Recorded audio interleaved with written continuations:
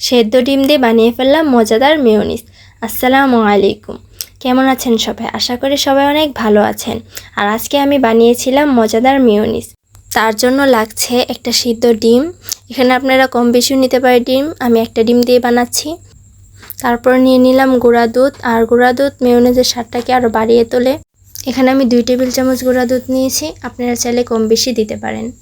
তারপর এখন আমি এখানে দিয়ে দিচ্ছি চিনি। আমরা একটু মিষ্টি বেশি খাই, এজন্য একটু চিনি বাড়িয়ে দিচ্ছি, আপনারা চাইলে কম করেও নিতে পারেন। তারপর আমি চিনি দেওয়া শেষে এখন নিয়ে নিলাম, এখানে আমি দিচ্ছি কিছুটা পরিমাণ লবণ। এখানে লবণটা দিতে হবে, লবণ মিষ্টিটাকে ব্যালেন্স ঠিক রাখে। তারপরে দিয়ে দিচ্ছি এখানে গোলমরিচের গুঁড়া, একটু বেশি পরিমাণে দিচ্ছি যাতে ডিমের গন্ধটা না থাকে সেই জন্যে। তারপরে দিয়ে দিচ্ছি একটা শুকনো মরিচ। এখানে শুকনো মরিচটা দিলে একটু স্বাদটা একটু ভালো হয়, এই জন্য শুকনো মরিচ দিয়ে দিলাম। আর দিয়ে দিলাম 1 টেবিল চামচ লেবুর রস, এখানে আপনারা ভিনেগারও ব্যবহার করতে পারেন। তারপরে দিয়ে দিলাম সয়াবিন তেল, আর সয়াবিন তেলের পরিবর্তে এখানে আপনারা অলিভ অয়েল ব্যবহার করতে পারেন, আর আমি এখানে সয়াবিন তেলটাই ব্যবহার করেছি।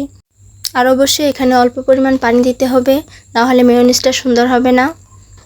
এখন আমি এটাকে ভালোভাবে ব্লেন্ড করে নিব, আর কিছুক্ষণ ব্লেন্ড করে নেওয়ার পর অবশ্যই এটাকে খুলে একটু দেখতে হবে ভালোভাবে ব্লেন্ড হলো কি না।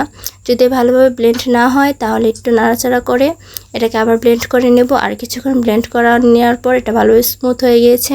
আর দেখেন এটা কতটা পারফেক্ট হয়েছে, আর খেতেও খুব মজা হয়েছিল। আর এটাকে আপনারা বার্গার, স্যান্ডউইচ এবং সালাদের সাথেও খেতে পারেন, খুবই মজা লাগে। এখন আমি এটা দিয়ে বানাবো মজাদার স্যান্ডউইচ। সেজন্য পাউরুটিগুলোকে ভালোভাবে কেটে নিয়েছিলাম স্যান্ডউইচের আকৃতিতে। তারপরে এখানে দিয়ে দিলাম মেয়োনিজ, আর দিয়ে দিচ্ছি শসা। আর খুবই অল্প উপকরণ দিয়ে বানিয়ে ফেলেছি এই মেয়োনিজটা।